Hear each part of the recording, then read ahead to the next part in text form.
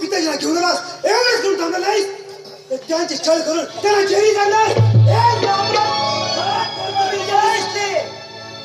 अरे हा काढला सोन्याचा खजिना मिळवण्यासाठी कोणत्याही तऱ्हेला जाऊ शकतो. अरे हरामखोरा, धनाच्या लालसेपोटी हा स्वतःच्या आया बहिणीला मारणारा नराधम आता तुझ्या पापाच्या घडे भरले म्हणून समजा. अरे कुणाच्या बापाच्या खऱ्या वेळेत चाल त्याला समजेल.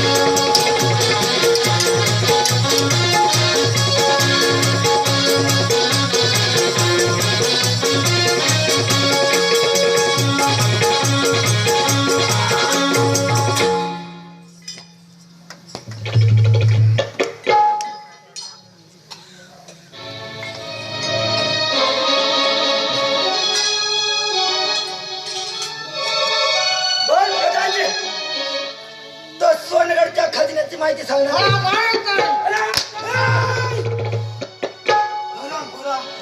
तू स्वतः माहिती समजतोस ना मला विचार.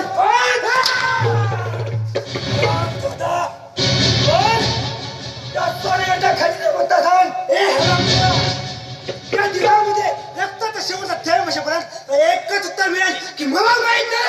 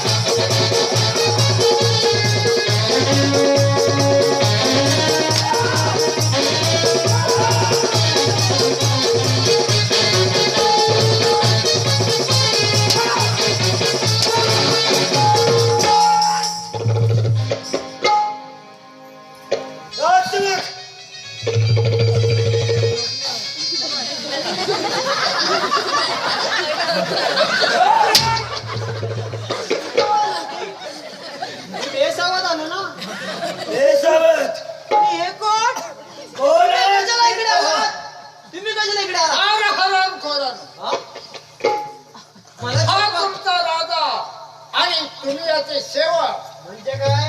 अरे खाल्लेल्या अन्नात बेमान होणारे कुत्रे तुम्ही. नाही नाही, तो साधा नाही, तो डॉबरमॅन कुत्रा आहे. काटेवाडीत आहे त्याची, टाकण्यासाठी. कोण? मी गद्दार. नाही नाही नाही, मी गद्दार म्हणतो ते. गद्दार आहेस तू. मग असेल गद्दार. अरे अरे, एवढ्या कॉन्फिडेंटली बोलतो तुम्ही. मग असेल नाही, नाही बोलू शकत नाही ना. काय पाहतात पकड करा.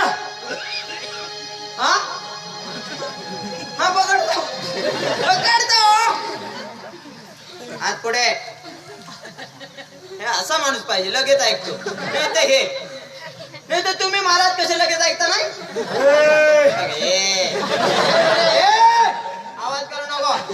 दोघांना एकटा माणूस लढतो म्हणजे काही खाऊची गोष्ट नाही ती. शाबास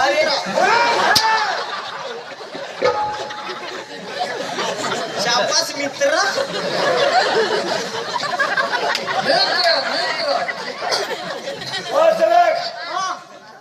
या दोघा नाही इथे टांगत ठेवा. या दोघांना टांगत ठेवूया. यांना मिरचीची धुरी. हे तुला दिली ना आता मिरचीची धुरी. त्यांना मग दिशा एकच ना.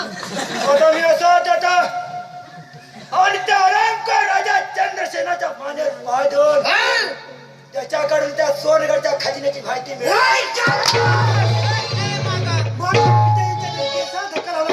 हलंग जिवंत जाय. एक जगाचा सोनगडचा खजिना माझ्या ताब्यात आला.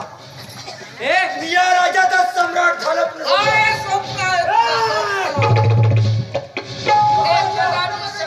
सवय नाही. तुझी खमेल नगरी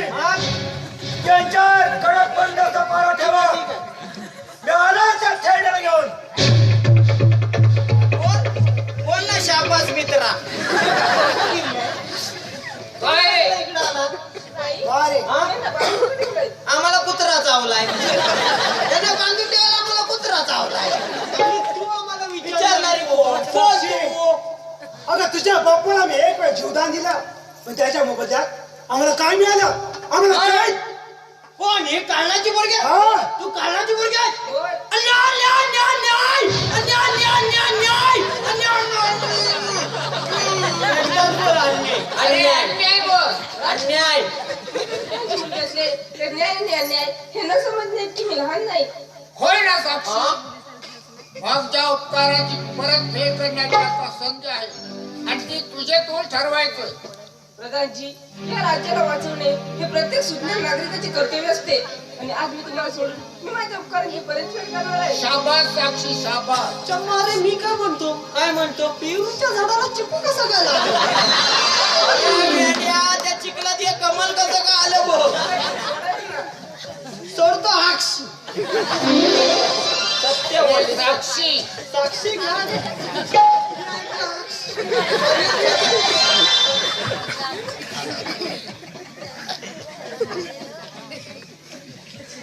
ए, तुला हात बांधायला नाही तर मान कशाला बांधलेली त्यांची?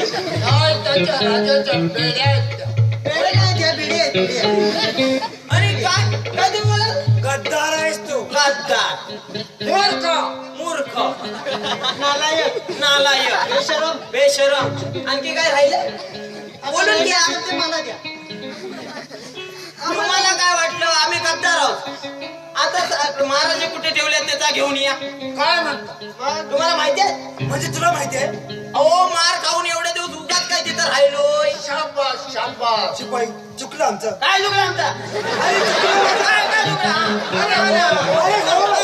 शांत हो. मी ना शांत हो. काय केलं? काय झालं? गेला चावला. अरे हे काय चाललंय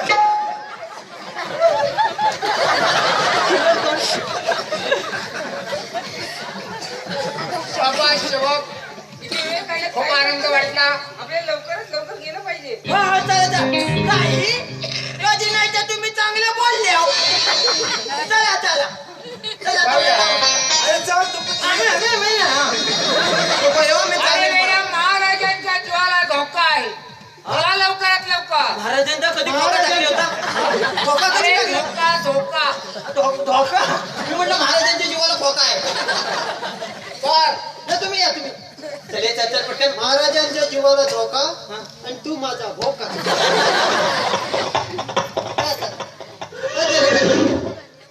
गरज वागली तसं जा म्हणतोय. म्हणजे दोघांचं भांडण मी तिसऱ्याचा लाभ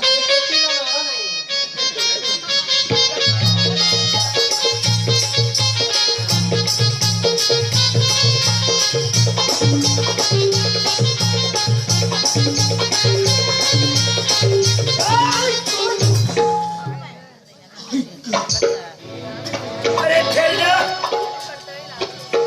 इतक्या तुझे हलाल केले तरी सुद्धा त्या सोन्याच्या खजिन्याची माहिती सांगत नाही शेवटचा एकटा थेंब असेपर्यंत मी त्या सुवर्णकाच्या खजिन्याचा पत्ता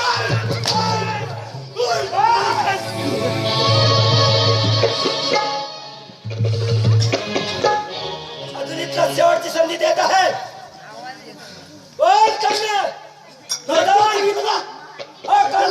शेवटची संधी देत आहे त्या सुवर्णकाच्या खजिन्याचा सांगणार नाही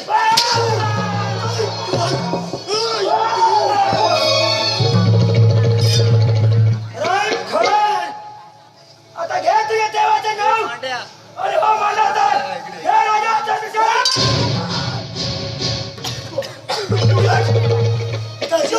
सोडू नका त्याला मी जिवंत सोडत नाही राजकुमार पाहतो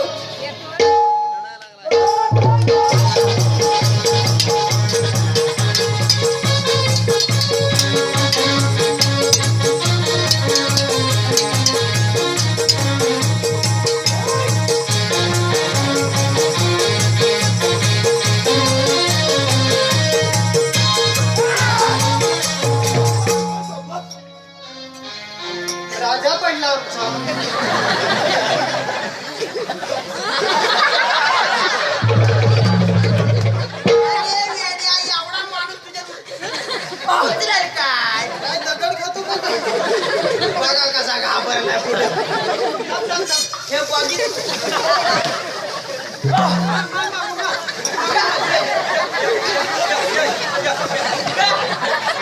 या मारी आम्हाला मारतो काय रे? एक चाटका मारणार नाही तर सगळे फटके वसूल करील. हरामखोरचे कपडे उतरा. चला कपडे उतरा. अबे टाकलो. काय रे रागान बघतो माझ्याकडे? लेकिन कान पडली मारणार नाही. अरे भले भले गेले आणि हे कोले उरले मारणार नाही. गद्दार आहात तुम्ही, गद्दार. कोण मी हो, मी गद्दार हो. कसं सोलीन माहिती काय? राम खरं ना माझ्यात अन्न खाऊन माझ्याशी गद्दारी. कोण म्हटलं आम्ही तुमचं अन्न खाल्लेलं? आम्ही रेशन वरून आणून खाल्लेलं. पगार तुम्हाला मी दिला. कसला पगार? 6 महिने पगार नाही दिला तो पहिला द्या. मटन बनवायचे दिले गहू त्याला फणा लागलेला. 2 दिवस घरातून बाहेर पडलो नाही मी. अरे डबा धरून बसलो होतो. डबा धरून बसलो होतो घरात.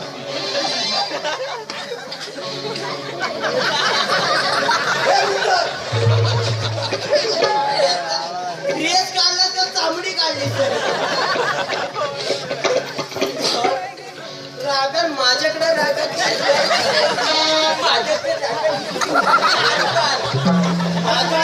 बाजूला झाले म्हणून तर आरपार आपला राग भयानक.